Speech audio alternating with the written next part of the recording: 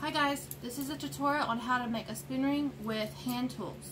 So first of all, I will show you the tools that I'm going to use. Needle nose vice grips with a rubber tubing around them to protect the spoon or fork. Nylon hammer, Home Depot or Lowe's. Bolt cutters to cut the bowl or the end of the fork off. Dremel to grind and smooth out the edges of the cut end of the spoon.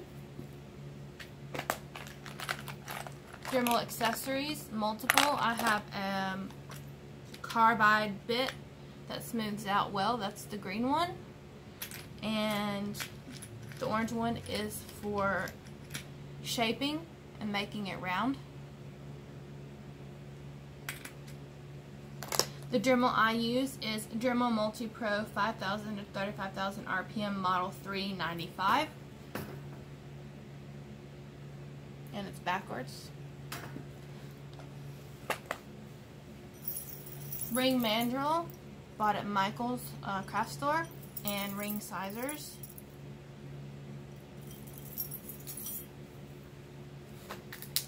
Tape measure, Dollar Tree. And a set of deep sockets. These are measured in millimeters. This is a Stanley brand. You can get this brand at Walmart, Home Depot, Lowe's, Sears, Harbor Freight. And of course, spoons and or forks.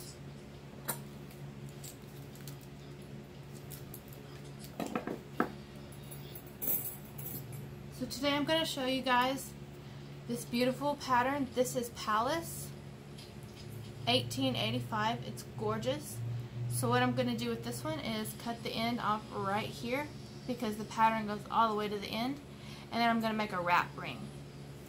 A lot of my customers like to buy pre-bought instead of having to pick a pattern and then pick a size and pick a style. So I just kind of make different styles, different sizes to have on hand to sell. So here we go. I'm going to cut for this particular one. I'm going to want to make a size 8. So I'm going to take my ring sizers, find the 8, find the corresponding socket that fits the 8. You need a little bit of a loose, you need some leeway. So I'm going to use this socket. This is a number 12 socket, and the other ones are measured by inches, so ½ inch, ½ inch. Oh, I'm blurry. ½ inch, ½ inch, 7/8 inch. So for this particular one, I would typically figure out how much of the spoon I want. If I want a size 8, if I want a spiral ring, you know what, let's do that. Let's make a spiral ring. So I need a size 8 spiral ring. And I have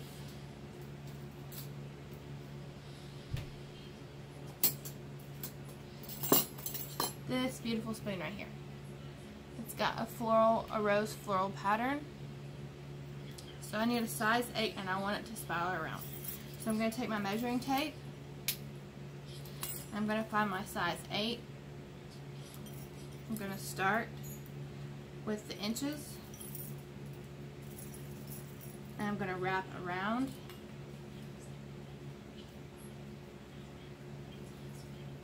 Until I meet back and it overlaps itself. So that's about 3½ inches that I need. So I'm going to take that 3½ measurement, and I'm going to measure from the top of the spoon, from the 0 all the way down to the 3½. Actually, I'm going to give it a little bit more leeway, so I'm going to go 3 3/4. I mark it. I don't need to mark it. I kind of eyeball it. I take my bolt cutters. I work on the carpet. It's easier for me. Clip it. Bolt cutters. Make sure you're wearing your safety goggles. I have glasses on. So now I have a raw edge on my spoon. I'm going to take my hammer right now and how it's curved, and I'm going to go ahead and hammer that flat. As flat as I can get it. I work on the carpet because it absorbs the shock. Working in a vise is too hard for me. I haven't mastered that yet. And this is absorbing the shock. I live in an apartment, an older apartment. I just cleaned the carpets, so this is a safe place for me to work. So the next step is this edge is raw and sharp. So we don't want that. That's going to be touching your finger, and the inside is going to be sharp as well, and you don't want that scratching your skin. So I'm going to take my Dremel. I'm going to put a new attachment in. The first attachment I use is the orange grinding bit. This one is kind of shaped like a rocket. I'm going to put it in. This grinds away and shapes. So I'm going to turn it up pretty high RPM. And what I'm going to do is I'm going to go and make it round it out. So let me move closer to you guys so you can see what I'm doing. So here we go.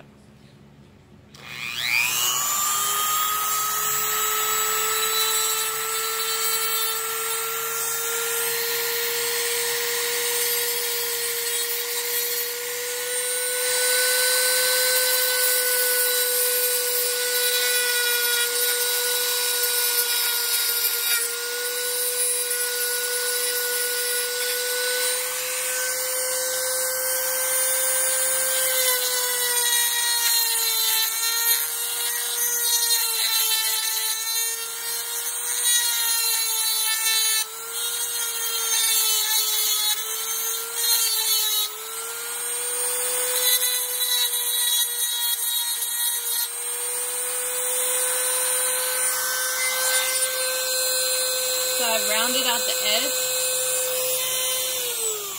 where I've got it round.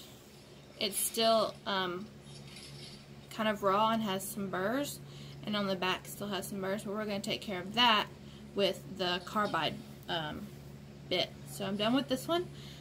So I'm going to take it off my Dremel, pull it out,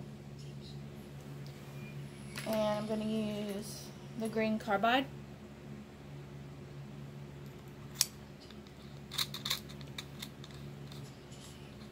Screw it in, make sure it's secure.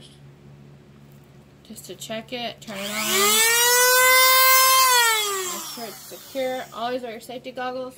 So this one is going to round out just like I was doing, and then I'm going to get the back and get all those little silver burrs.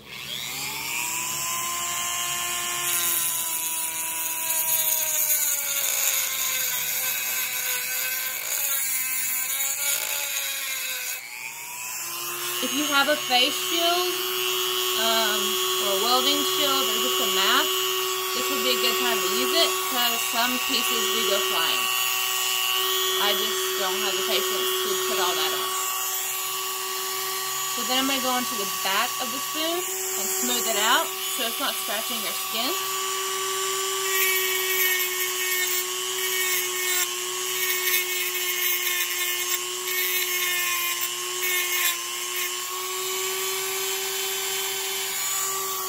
So at this point, I feel for, let me see if I can focus here.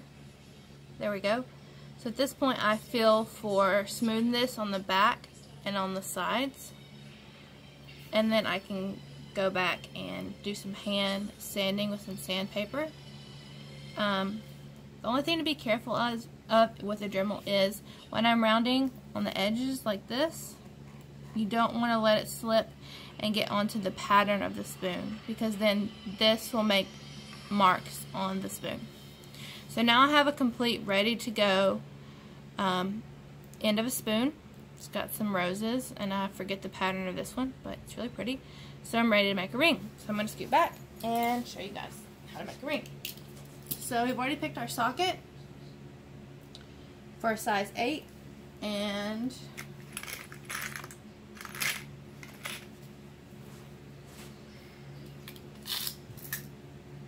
now I'm going to take my needle nose vice grips. Sorry, I'm trying to focus to you guys. Take my needle nose vice grips. This is my right hand. This is my left. I'm backwards. So what I'm going to do is take the take the socket. I put it on the bottom. The top has my protectant rubber.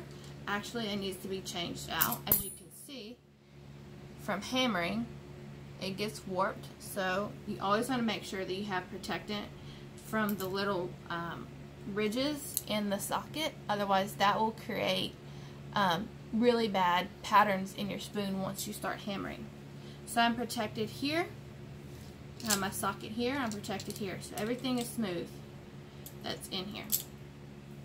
So since I want to make a wrap ring, I'm going to take this spoon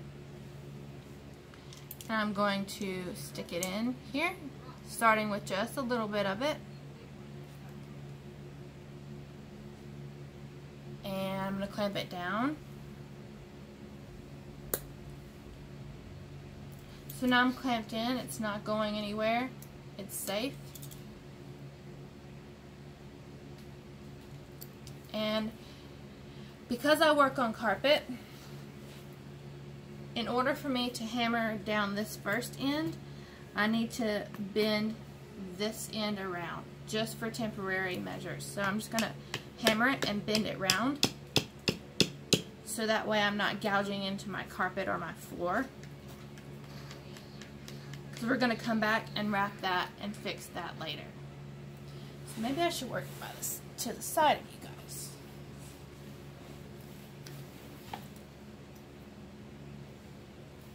Okay, so here we go. So again, if you're crooked, what I'm doing here is it looks crooked to me. So I'm just hammering it slightly so it's straight. So the end lines up with the middle. And I'm going to hammer just a little bit more around. I'm holding it really tight with my hand. This is where blisters come into play. And now I'm ready to hammer this end down. So here we go.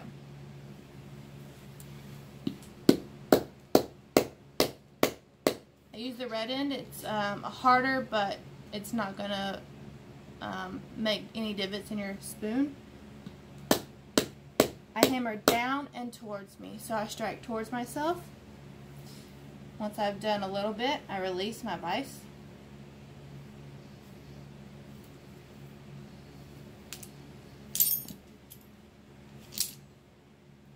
Release my vise. Move it. So I'm moving it just a little bit, clamping it, because I want to get that lip down really well. So again, I'm crooked, straightening it out as I go, and hammering.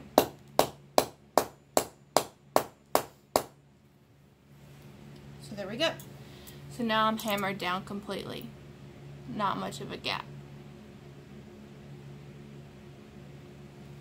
So since I want this to wrap around, the next step is to take this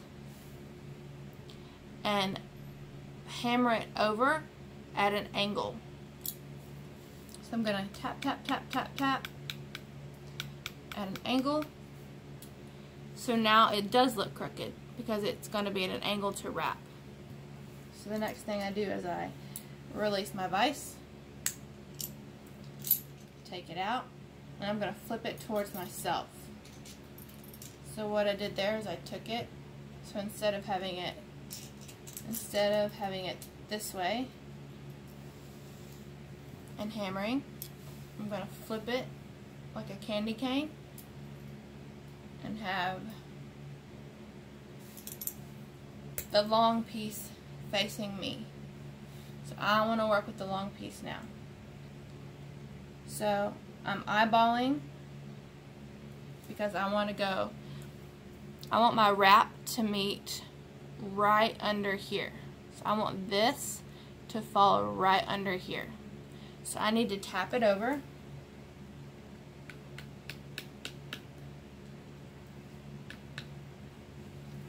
So it looks uneven, but at an angle. So once it's at a good angle, I can start hammering. So I'm going to hammer.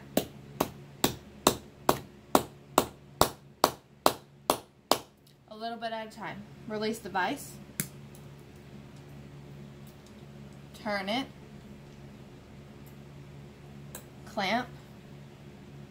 And again.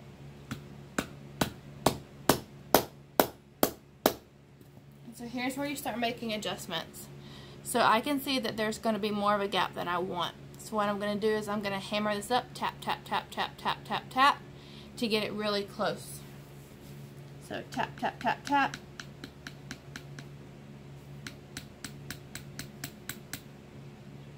And then I'm going to continue to hammer around.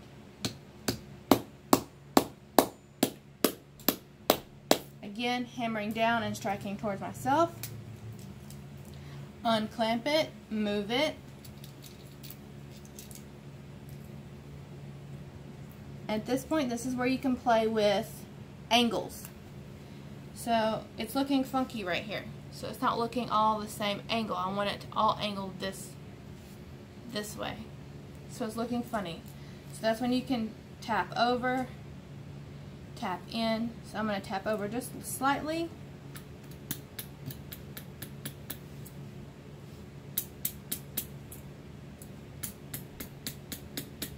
Get it where I want it, but not too much of a gap. And I'm going to continue to hammer. Release the vise. And in order to do that, you just push this right here. It releases the vise. Again, moving the ring around as you hammer. So right now I'm at the very end of my spoon ring. So all I have to do now is hammer that down into place so it's not sticking out. So here we go. Always striking towards yourself. I tend to use the yellow at the end. I don't know why. And release. So now I have a completed ring. And now I'm going to check for size. So I was going for an 8. I'm right at an 8. But I have a little leeway. So this is 7, 8, 9. It naturally falls right about an 8. And this is the point where you can use the mandrel to round it off, so you make sure it's completely round. And what I do is I'll start back here and I roll on the carpet. So I tap and I roll.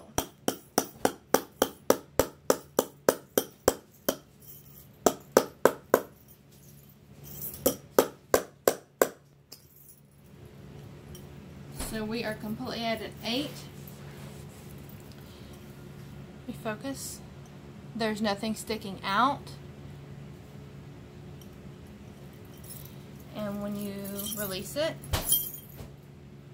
and I have huge fingers, so and you put it on, it's flush against your skin. It's nice to wear. This is bothering me a little bit, so I might come back with my socket. This is why hand tools are great to use, because you can come back in, always put it on your socket. I'm going to put it back in where that little spot of the very end of the spoon is. Clamp it down, and I'm going to hammer it really, really hard just to get that lip in. as far down as it'll go. Sometimes you'll see me switch sides. I don't even know why.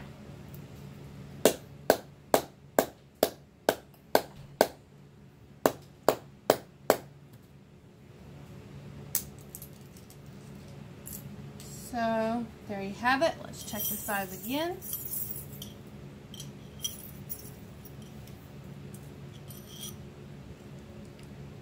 Right at an 8.